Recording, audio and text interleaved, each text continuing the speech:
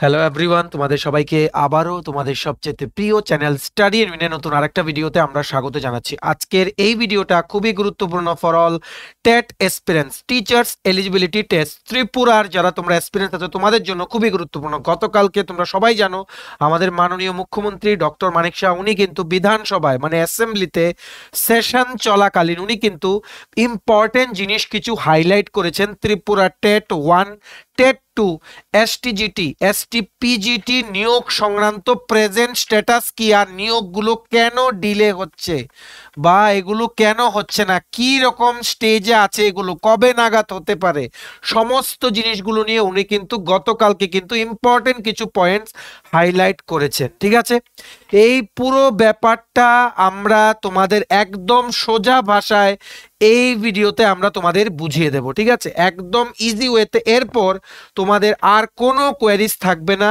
এই ইস্যুটা নিয়ে যে যা যা প্রেজেন্ট স্ট্যাটাস ওইগুলো অ্যাকচুয়ালি কি। ঠিক আছে, আর কবে নাগাদ পোস্টগুলোতে লোক নেওয়া হবে এগুলো একটা আমরা অ্যাপ্রক্সিমেট ডেট তোমাদের আমরা বলে দিতে মানে তোমাদের পারবো এই ভিডিওতে। ঠিক আছে, তোমরা প্লিজ তোমাদের যারাই বন্ধু বান্ধব আছে যারাই টেট এক্সামের জন্য পড়ছে বা বিভিন্ন টিচার্স রিক্রুটমেন্ট এক্সামের জন্য প্রিপারেশন নিচ্ছে ওদের মাঝে আমাদের এই ইম্পর্টেন্ট ভিডিওটা শেয়ার করে দিও। একদম উনি যা যা বলেছেন একদম শুরু থেকে শেষ পর্যন্ত আমরা ইজি ভাষায় জেনে নেব যে কি কি উনি উল্লেখ করেছেন আমাদের মাননীয় মুখ্যমন্ত্রী। ঠিক আছে, রিগার্ডিং দ্য টেট রিক্রুটমেন্ট। চলো শুরু করছি।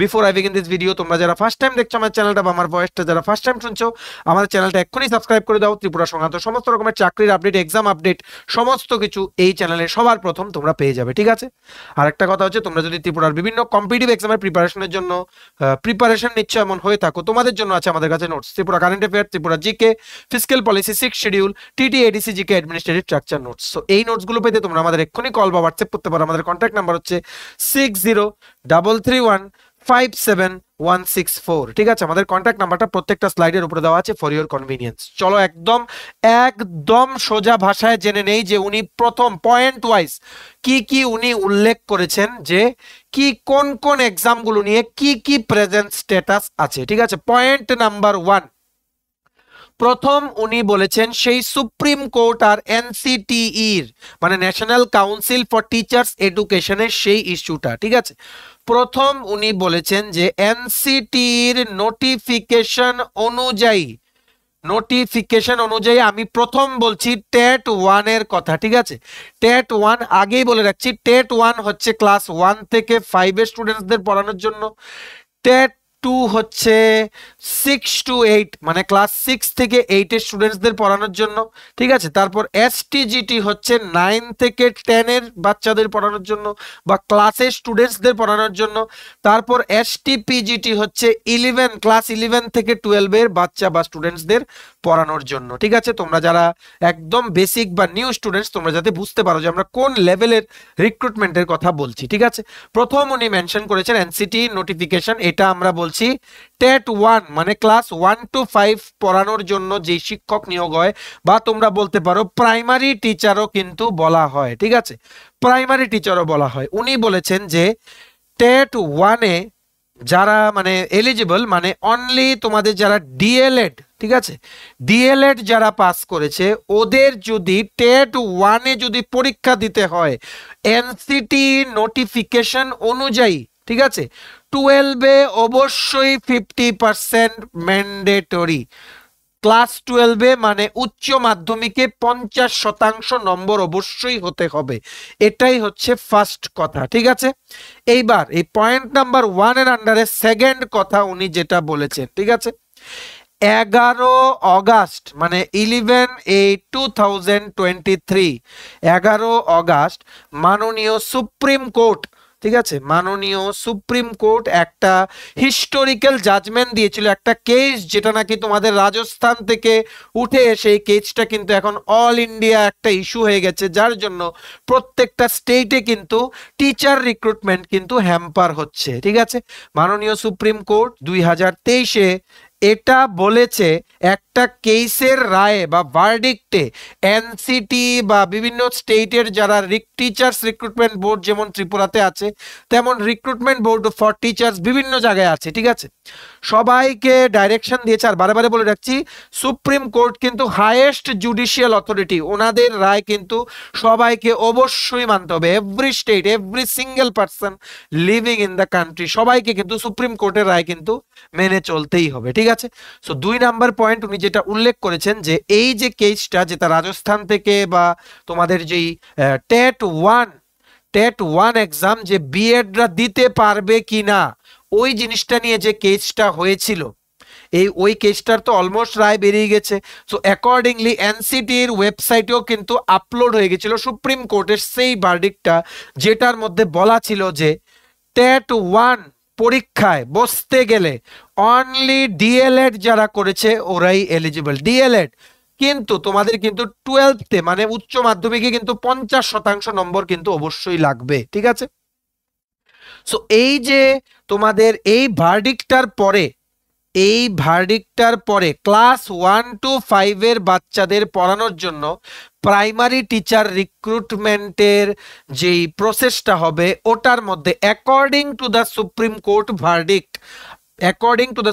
কোর্ট ভার্ডিক্ট এনসিটির যে আগের রুলটা ছিল যেখানে বলা ছিল যে না টেট 1 পরীক্ষাও বিএড দিতে পারবে, সো ওটা সুপ্রিম কোর্টের ভার্ডিক্ট অবশ্যই সবার মানতে হবে। তার জন্য এই ভার্ডিক্টের দরুন অটোমেটিক্যালি এনসিটির সেই তোমাদের যেটা মানে রুলস ছিল ওটা বাতিল হয়ে নতুন রুল আনতে হয়েছে। নতুন রুলটা কি, যে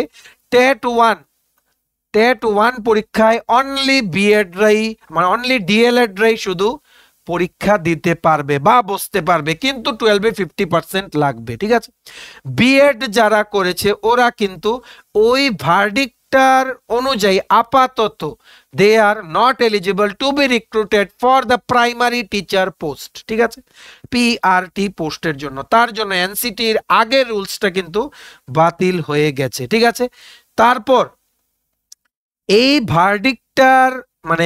ভার্ডিক্টার আউটকাম হিসাবে, ঠিক আছে, এই ভার্ডিক্টার আউটকাম হিসাবে উনি বলেছেন পয়েন্ট নাম্বার 2, বুঝতে পেরেছো ইস্যুটা?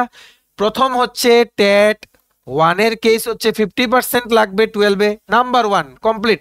এইবার হচ্ছে আমরা এতদিন ধরে যেটা বলছি, সুপ্রিম কোর্ট আর এনসিটির মধ্যে যে ইস্যুটা চলছে, সুপ্রিম কোর্ট একটা ভার্ডিক্ট দিয়েছে যে এনসিটি সেটা মানতেই হবে। এনসিটি মেনেছে মানেই কিন্তু সমস্ত টিচার্স রিক্রুটমেন্ট বোর্ড যেমন টিআরবিটি ত্রিপুরারও সেম বাই ডিফল্ট এটা মানতেই হবে, এটা মানা ছাড়া কোনো উপায় নেই, ঠিক আছে। তোমার জিনিসগুলো বুঝতে হবে, কোনো স্টেট চাইলেও কিন্তু এগুলোকে অ্যামেন্ডমেন্ট করতে পারবে না, because supreme court is the highest authority, ঠিক আছে। কোনো স্টেট কোনো কিছু চাইলেও মানে এটাকে সংশোধন করতে পারবে না, কারণ কনস্টিটিউশনেই লেখা আছে every person, every court, everything has to follow the verdict of supreme court, বুঝতে পেরেছো? সো সুপ্রিম কোর্টই সেটা ভার্ডিক্ট দিয়েছিল যে টেট 1 বা 1 to 5 এর বাচ্চাদের পড়ানোর জন্য যেই তোমাদের রিক্রুটমেন্টটা বিভিন্ন স্টেটে কন্ডাক্ট করা হয়, যেটা বলা হয় যেমন রাজস্থানে বলা হয় রিট 1, তেমন ত্রিপুরাতে বলা হয় কি টেট 1, ওটার মধ্যে বিএডরা কিন্তু ইনএলিজিবল, ওরা অ্যাপ্লাই করতে পারবে না, শুধু বিএডরা টেট 2 আর বাকি এক্সামগুলো দিতে পারবে, ঠিক আছে। কিন্তু এখানে আরেকটা কথা হচ্ছে, এই যে ডিএলএড, ঠিক আছে, ডিএলএড যারা পাস করে আছে ওরাও কিন্তু টেট 2 এর জন্য কিন্তু এলিজিবল, ঠিক আছে, ওরাও কিন্তু টেট 2 এর জন্য এলিজিবল যারা ডিএলএড করে আছে অ্যালং উইথ গ্র্যাজুয়েশন, যাদের গ্র্যাজুয়েশন আছে, ঠিক আছে। সো এই জিনিসটার ব্যাপারেও উনি কিন্তু উল্লেখ করেছেন। আরেকটা জিনিস বলে দিই, তোমাদের আরেকটা ডাউট আছে টেট 2 নিয়ে, এটা আমি লাস্টের ভিডিওতেও বলেছিলাম। টেট 2-তে যারা তোমরা টেট 2 দেবে, যারা বিএড পাস করা ক্যান্ডিডেট, তোমাদের কিন্তু কোনোখানে এখনো কোনো অফিসিয়াল নোটিফিকেশন ইস্যু হয়নি যে 12তে 50% ম্যান্ডেটরি, কোনোখানে বলা নেই এটা, ঠিক আছে। তোমরা যতদিন পর্যন্ত অফিসিয়াল কোনো নোটিফিকেশন বা কোনো অর্ডার ইস্যু হচ্ছে, ডোন্ট বিলিভ অল দিস, ঠিক আছে। 12 পাস, ঠিক আছে, যা মানে টেট 2 তে বসার জন্য, প্লাস আইদার গ্রাজুয়েশন বা পোস্ট গ্রাজুয়েশনে তোমাদের 50% ম্যান্ডেটরি, ঠিক আছে। এই দুটো কোর্সের মধ্যে মানে মাস্টার্স বা গ্রাজুয়েশন যে কোনো একটাতে তোমাদের 50% লাগবে, এর সাথে 12 পাস অবশ্যই হতে হবে। 12 পাসে 50% ম্যান্ডেটরি শুধু টেট 1 এক্সামের জন্য, ঠিক আছে। আপাতত এটা নিয়ে কোনো আপডেট নেই, আপডেট থাকলে আমরা জানিয়ে দেবো, ঠিক আছে।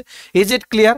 এইবার চলো দেখে নিই পয়েন্ট নাম্বার 2, যেটা উনি মানে ওনার ভাষণে উনি বলেছেন, একদম সোজা ভাষায় বুঝিয়ে দিচ্ছি মাননীয় মুখ্যমন্ত্রী কি বোঝাতে চেয়েছেন সমস্ত স্টুডেন্টসদের উদ্দেশ্যে।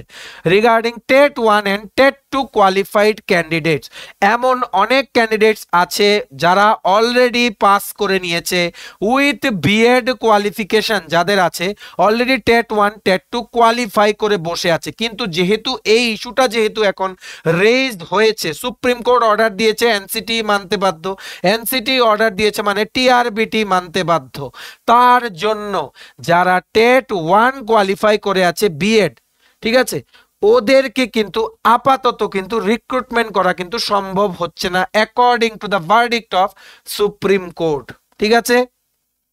সো তার জন্য যদি তোমাদের এখানে টেট 1 আর টেট 2, ঠিক আছে, এই সবগুলোতে তোমাদের কি করা হবে, রিক্রুটমেন্ট রুলস, বারবারে বলছি ভালো করে বুঝে নেবে, রিক্রুটমেন্ট রুলস সংশোধন করা হবে বা অ্যামেন্ডমেন্ট করা হবে, যেটার প্রসেস এখন চলছে। এনসিটির গাইডলাইন্স মেনে রিক্রুটমেন্ট রুলসগুলোকে সংশোধন করে তারপরেই টেট 1 আর টেট 2 তে যারা কোয়ালিফাই করে আছে ওদেরকে নিয়োগের জন্য যে প্রসেস ওটা ইনিশিয়েট করা হবে। বুঝতে পেরেছো? আশা করি তোমরা এরপরে আর কোনো তোমাদের ডাউট নেই। Point number 2 is clear. Next point number 3 উনি যেটা উল্লেখ করেছেন যে খালি পোস্ট বা ভ্যাকেন্ট পোস্ট যেগুলো আছে এসটিজিটি, এসটিপিজিটি আর স্পেশাল এডুকেটর, স্পেশাল এডুকেটর মানে স্পেশাল বিএডও কিন্তু এটাকে কিন্তু বলা হয়, ঠিক আছে। এসটিজিটি তোমরা সবাই জানো, ক্লাস 9 থেকে 10 মানে ক্লাস 9 টু 10 এর বাচ্চাদের পড়ানোর জন্য এসটিপিজিটি হচ্ছে 11 টু 12, আর স্পেশাল এডুকেটর মানে হচ্ছে স্পেশাল বিএড, ঠিক আছে। আর আরেকটা জিনিস তোমাদের এখানে আমরা বলে রাখতে চাই যে তোমাদের যেই মানে কি বলবো মানে 18 মাসের যে একটা বিএড কোর্স আছে ডিস্টেন্স মোডে, ঠিক আছে, ওটারও কিন্তু একটা ইনএলিজিবিলিটি হওয়ার কিন্তু একটা চান্স আছে। তোমরা এই জিনিসটা একটু চেক করে নিও, আমরা লাস্ট ভিডিওতে বলেছি এই জিনিসটা নিয়ে, তোমরা একটু দেখে নাও, ঠিক আছে। এই যে 18 মান্থসের যে একটা কোর্স আছে মানে ফ্রম সাম ডিস্টেন্স ইউনিভার্সিটিস, ওইগুলো কিন্তু ডিস্টেন্স কোর্স ফ্রম সাম মানে ইউনিভার্সিটিস, ওইগুলো তোমরা একটু দেখে নাও, ঠিক আছে। আগের ভিডিওতে আমরা ক্লিয়ার করে দিয়েছিলাম এগুলো, আর এখানে বলে ভিডিওটা লম্বা করলাম না, ঠিক আছে। এইবার চলো দেখে নিই পয়েন্ট নাম্বার 3 উনি খালি পোস্টগুলো নিয়ে কি বলেছেন, ঠিক আছে। ত্রিপুরা মধ্যশিক্ষা পরিষদের অধীনে, ঠিক আছে, STGT plus STPGT, STGT plus STPGT আর স্পেশাল এডুকেটর, ঠিক আছে, শিক্ষকের বর্তমান প্রেজেন্ট যে সমস্ত খালি পোস্টগুলো আছে, খালি পোস্টগুলো আছে ওইগুলো ফিল আপ করার জন্য ফিনান্স ডিপার্টমেন্টের অ্যাপ্রুভেলের জন্য এগুলো ফাইলগুলো অন প্রসেস আছে। অ্যাপ্রুভেল কিন্তু মনে রাখবে রিক্রুটমেন্ট রুলস সংশোধন হওয়ার পর, ঠিক আছে, টিআরবিটি কনসার্ন তোমাদের যে ফিনান্স ডিপার্টমেন্ট আছে, কনসার্ন ডিপার্টমেন্ট, ওনাদের থেকে কিন্তু গ্রিন সিগন্যাল চাওয়া হয় যে এতগুলো পোস্টে নেওয়া হবে, ফিনান্সের কি গ্রিন সিগন্যাল আছে কিনা, মানে ত্রিপুরা সরকার কি এই যে শিক্ষকদেরকে নিয়োগ করা হবে বা এমপ্লয়ীদেরকে যে নিয়োগ করা হবে ওদেরকে রিক্রুটমেন্ট করার জন্য যে মান্থলি স্যালারি বা ইয়ারলি যে একটা স্যালারি দিতে হবে সরকারের, ঠিক আছে, যেটা নাকি রেভিনিউ এক্সপেন্ডিচারের আন্ডারে পড়ে গভর্নমেন্টের, ঠিক আছে, মানে লায়াবিলিটিজ ডেপস বা যেগুলো নাকি স্যালারি এন্ড ওয়েজেস অফ মানে এমপ্লয়িজ এন্ড পেনশনার্স, সো ওইগুলো কি গভর্নমেন্ট বা ফিনান্স ডিপার্টমেন্ট কি হ্যান্ডেল করতে পারবে কিনা, মানে সরকারি কোষাগার থেকে যে টাকাটা দেওয়ার ওটা কি দেওয়া পসিবল কিনা। ফিনান্স ডিপার্টমেন্ট গ্রিন সিগন্যাল দিলে যতটা পোস্টের জন্য যাওয়া হয় ফিনান্স ডিপার্টমেন্টের কাছে, মানে চাওয়া হয় যতটা পোস্টের জন্য, তার থেকে কিন্তু কিছু কমও ফিনান্স ডিপার্টমেন্ট কিন্তু বলতে পারে যে না, এখন আপাতত ধরো 10টা পোস্টের জন্য যাওয়া হলো, এখন আপাতত 60টা পোস্টের জন্য রিক্রুটমেন্ট করা হোক, কারণ according to the present status of the fund we can initiate recruitment for only 7 posts as of now, ঠিক আছে।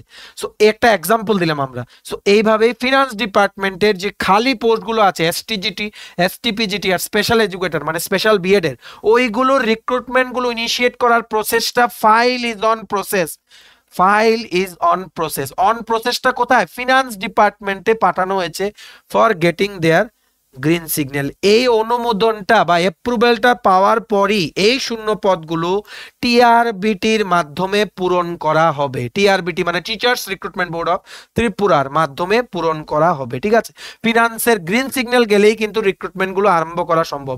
দেখো সব কিছুর একটা রুলস আছে, ঠিক আছে, রুলস মেনেই সবকিছু করতে হয়, তোমাদের এই জিনিসটা কিন্তু বুঝতে হবে। Next point number 4, point number 4 হচ্ছে 2022-এর যে রিক্রুটমেন্ট ইস্যুটা, 2022-এর একটা রিক্রুটমেন্ট ইস্যু কিন্তু একটা তোমাদের এটার জন্য কিন্তু একটা পার্টিকুলার রিক্রুটমেন্টের প্রসেস কিন্তু স্টপ হয়ে আছে, ঠিক আছে। এই 2022-এর রিক্রুটমেন্ট ইস্যু নিয়ে উনি বলেছেন যে এখানে উল্লেখ্য 2022 সালে এসটিজিটি রিক্রুটমেন্টের জন্য, ঠিক আছে, 230টি পোস্টে কিন্তু তোমাদের টিআরবিটি কিন্তু একটা অ্যাডভার্টাইজমেন্ট করেছিল, ঠিক আছে, এসটিজিটি নিয়োগের জন্য স্নাতক শিক্ষক, ঠিক আছে।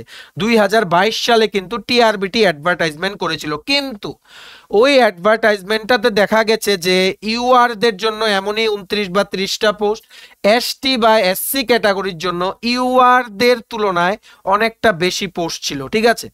সো এই ইস্যুটা নিয়ে, ঠিক আছে, এই ইস্যুটা কিন্তু তোমাদের ত্রিপুরা হাইকোর্টে কিন্তু এই ইস্যুটা কিন্তু চলে যায়, ঠিক আছে। ত্রিপুরা হাইকোর্টে এই ইস্যুটা চলে যায় কেন? কারণ এটা বলা হয়েছিল যে কোনো একটা রিক্রুটমেন্ট অ্যাড যখন বেরোয় ওটার মধ্যে রিজার্ভড যে সিটস আছে, রিজার্ভ ক্যাটাগরির জন্য যে সিটস আছে ওই সংখ্যাটা টোটাল সিট সংখ্যার 50% এক্সিড করতে পারবে না। এই ইস্যুটা নিয়েই ওখানে ত্রিপুরা হাইকোর্টে কিন্তু এই কেসটা কিন্তু এখনো অন প্রসেস আছে, ঠিক আছে। কারণ ওখানে জেনারেলের সিট একদমই কম, এসটি এসসির সিট মানে শিডিউল কাস্ট শিডিউল ট্রাইবদের সিট কিন্তু অনেকটাই বেশি ছিল। এই ইস্যুটা নিয়েই কিন্তু এটা ত্রিপুরা হাইকোর্টে কিন্তু এটা যায়, ঠিক আছে। এইবার তোমাদের মনে রাখতে হবে 15/7/2022 সালে কিন্তু টিআরবিটি কিন্তু 230টি স্নাতক শিক্ষকের বিজ্ঞাপন জারি করেছিল। রিজার্ভেশনের ইস্যুর জন্য এই বিজ্ঞাপনের এগেইনস্টে কেস জারি হয়, ঠিক আছে। এটা আমরা তোমাদের একদম সোজা ভাষায় বলে দিচ্ছি, একদম মেজর পয়েন্টস গুলো তোমাদের যাতে বুঝতে যাতে সুবিধা হয় বা এরপরে কোনো যাতে তোমাদের ডাউট যাতে না থাকে, ঠিক আছে। এইবার লাস্ট টেট 1 আর টেট 2 এক্সাম কবে নেওয়া হয়েছিল? লাস্ট টেট 1 আর টেট 2 এক্সাম নেওয়া হয়েছিল 2022 সালে। এইবার এই জিনিসটা আটকে আছে এই সুপ্রিম কোর্টের ইস্যুর জন্য, সুপ্রিম কোর্টের এনসিটি ইস্যুর জন্য। আর এসটিজিটি নিয়োগটা তোমাদের এই যে কেসটা হওয়ার ফলে রিজার্ভেশন ইস্যুর জন্য যে কেসটা হয়েছে ওটার জন্য ওটা আছে হ্যাঙ্গিং পজিশনে, ঠিক আছে। সো কমপ্লিট স্ট্যাটাস বুঝতে পেরেছো। টেট 1 টেট 2 এসটিজিটি এসটিপিজিটি সমস্তগুলো কিন্তু after amending the recruitment rules TET 1 TET 2 দেরকে রিক্রুটমেন্ট করা হবে। এসটিজিটির কেসটা রায় হয়তো এর মধ্যেই বেরিয়ে যাবে উইদিন নেক্সট 6 মান্থস, তারপর ওই পদগুলো ফিল আপ করে দেওয়া হবে। ত্রিপুরা হাইকোর্ট যে ভার্ডিক্ট দেবে, ঠিক আছে, ওটার এগেইনস্টে ওই পোস্টগুলো ফিল আপ করে নেওয়া হবে। তেমনি ভাবে এসটিপিজিটি স্পেশাল এডুকেটর নিয়োগের প্রসেসটা কিন্তু file is on process on with the finance department. তারপরে কিন্তু ফিনান্স গ্রিন সিগন্যাল দিলে কিন্তু পোস্টগুলো রিক্রুটমেন্টগুলো কিন্তু আবার শুরু হবে, ঠিক আছে। এখন এই জিনিসটাই উনি মাননীয় মুখ্যমন্ত্রী উনি হাইলাইট করেছেন যে গভর্নমেন্টের ইচ্ছা থাকা সত্ত্বেও এই বাইন্ডিংস গুলোর জন্য কিন্তু রিক্রুটমেন্ট করা কিন্তু পসিবল হচ্ছে না, হুইচ ইজ ট্রু, ঠিক আছে। হুইচ ইজ ট্রু কেন বলছি? কারণ রুলস মানতে হবে তো না, রুলস তো মানতে হবে। এনসিটির গাইডলাইন্স মেনে টিআরবিটির চলতে হবে, এনসিটির মানতে হবে সুপ্রিম কোর্টের গাইডলাইন্স। এখানে কোনো স্টেট গভর্নমেন্টেরও কোনো এখানে তোমাদের সুপ্রিম কোর্টের এগেনস্টে গিয়ে কিন্তু বলার কোনো অধিকার নেই এখানে, ঠিক আছে। তাই সবারই কিন্তু মাননীয় সুপ্রিম কোর্টের জাজমেন্ট কিন্তু অবশ্যই মানতে হবে, এটা আমাদের কনস্টিটিউশন অফ ইন্ডিয়া বলে, ঠিক আছে। কোনো কিছু যদি স্টে অর্ডার আসে কোনো কোর্ট থেকে তখন কিন্তু ওই জিনিসগুলোকে কিন্তু কন্টিনিউ বা প্রসেসগুলোকে কিন্তু মানে আবার কিন্তু তোমাদের রেজিউম করা পসিবল না হয় যতদিন পর্যন্ত স্টে অর্ডারটা না ওঠে, ঠিক আছে। এগুলো তোমাদের সমস্তগুলো মাথায় রাখতে হবে, বুঝতে পেরেছো? এইবার এসটিজিটির এবার আমরা চলে যাচ্ছি পয়েন্ট নাম্বার 5-এ। এসটিজিটির ঠিক আছে, মানে তোমাদের এসটিজিটি মানে হচ্ছে 9 to 10, মানে ক্লাস 9 আর 10 এর বাচ্চাদের পড়ানোর জন্য যে এসটিজিটির যে কেসটা হয়েছে রিজার্ভেশন ইস্যুর জন্য 2022 সালের অ্যাডটার এগেইনস্টে, ওটার কি আউটকাম বা কি ভার্ডিক্ট, ওটা এখন ত্রিপুরা হাইকোর্টে বিচারাধীন আছে। ঠিক আছে, আর কিছুদিন আগে ত্রিপুরা হাইকোর্ট একটা ভার্ডিক্ট বা একটা রায় দেয় যে আপনারা রিক্রুটমেন্ট করতে পারেন, কিন্তু কোন রিক্রুটমেন্টে যদি 10টা সিট থাকে, ফর এক্সাম্পল, তার এই 10টা সিটের মধ্যে কোনোদিন 50%-এর বেশি সিট রিজার্ভ ক্যাটাগরি ক্যান্ডিডেটদের জন্য যেতে পারবে না। ঠিক আছে, এটা মানে রিক্রুটমেন্ট রুলসের এগেইনস্টে। তাই এখনো তোমাদের এই জিনিসটার ফাইনাল আউটকামটা এখনো ত্রিপুরা হাইকোর্ট থেকে বেরোয়নি। ঠিক আছে, সো যখনই বেরোবে এর মধ্যেই মেবি বেরোবে, বেরোনোর পর কিন্তু স্টেট গভর্নমেন্ট কিন্তু ত্রিপুরা হাইকোর্ট যেই রিজার্ভেশন রুলস বলবে ওটা মেনে ভ্যাকেন্সি গুলোকে সংশোধন করে আবার কিন্তু রিক্রুটমেন্ট প্রসেসটা কিন্তু এসটিজিটি দের জন্য কিন্তু ইনিশিয়েট করা হবে। আশা করি বুঝতে পেরেছো, এর থেকে ইজি এক্সপ্লেনেশন আর নেই। ঠিক আছে, সো এরপর point number 6, present status of all the post. পরবর্তী সময়ে আফটার দ্যাট, পরবর্তী সময়ে রাজ্য সরকার কিন্তু এই এসটিজিটি রিক্রুটমেন্টের যে ইস্যুটা চলছিল ত্রিপুরা হাইকোর্টে, তার জন্য কিন্তু একটা নিউ মানে পিটিশন কিন্তু দাখিল করেছিল।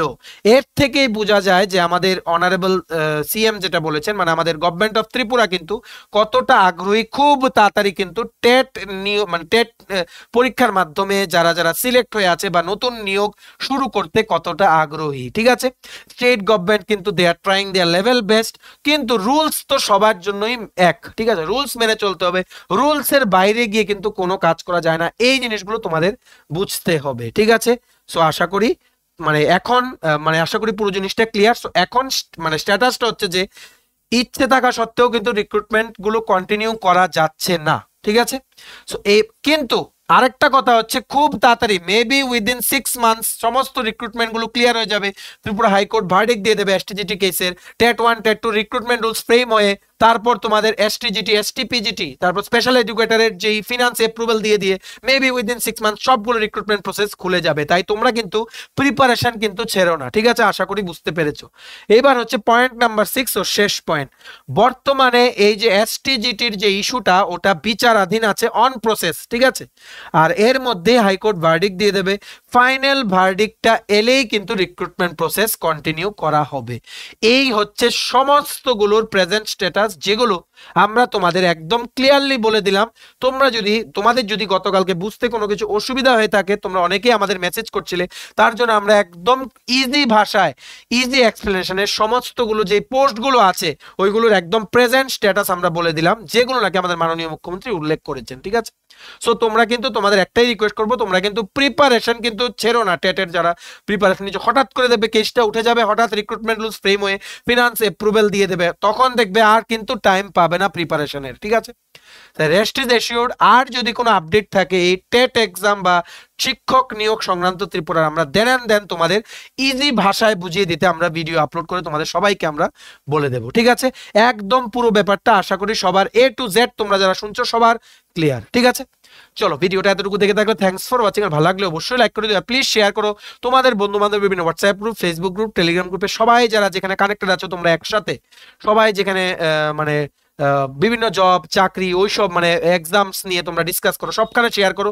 সবাই যাতে প্রেজেন্ট স্ট্যাটাস ও এই গুরুত্বপূর্ণ ভিডিও দেখে সবাই যাতে কি কি চলছে, কবে নাগাদ হতে পারে, সবাই যাতে একটা আইডিয়া পেয়ে যায়, আর কেউ যাতে প্রিপারেশন যাতে বন্ধ না করে। ঠিক আছে, তো শেয়ারিং ইজ মাস্টার। তোমার যদি ত্রিপুরার বিভিন্ন কম্পিটিটিভ এক্সামের প্রিপারেশনের জন্য লাগে নোটস, আমাদের কাছে আছে ত্রিপুরা কারেন্ট অ্যাফেয়ার জানুয়ারি 2023 থেকে 2024 কমপ্লিট 13 মাসের note, Tripura GK, TT ADC GK, administrative structure, fiscal policy, 6 schedule notes. এই নোটসগুলো পেতে তোমরা আমাদের এক্ষুনি কল বা হোয়াটসঅ্যাপ করতে পারো। আমাদের কন্ট্যাক্ট নাম্বার হচ্ছে 6033157164। আমাদের চ্যানেলটা অবশ্যই সাবস্ক্রাইব করে দিও যদি ত্রিপুরা সংক্রান্ত সমস্ত রকমের latest news, current affair, GK, চাকরি সংক্রান্ত সমস্ত গুরুত্বপূর্ণ আপডেট যদি তোমাদের একটা প্ল্যাটফর্মে লাগে, তোমরা আমার চ্যানেলটা এখনই সাবস্ক্রাইব করে রাখো। আমাদের ফেসবুক পেজটা লাইক বা ফলো করে দিও, নিচে লিংক দেওয়া আছে। আমাদের টেলিগ্রাম গ্রুপটাও জয়েন করতে পারো, ওটা লিংকটাও নিচে ডেসক্রিপশন বক্সে দেওয়া আছে। আমাদের হোয়াটসঅ্যাপ চ্যানেলটা ফলো করতে পারো, ওটা লিংকটাও নিচে ডেসক্রিপশন বক্সে দেওয়া আছে। ঠিক আছে, চলো সবাই ভালো থাকবে, প্রিপারেশন নিতে থাকো। সমস্ত আর্জেন্ট আপডেট, চাকরি সংক্রান্ত, পরীক্ষা সংক্রান্ত, ত্রিপুরার সবকিছু update before the last date anyhow তোমাদের সামনে আমরা তুলে ধরবো এই চ্যানেলের মাধ্যমে।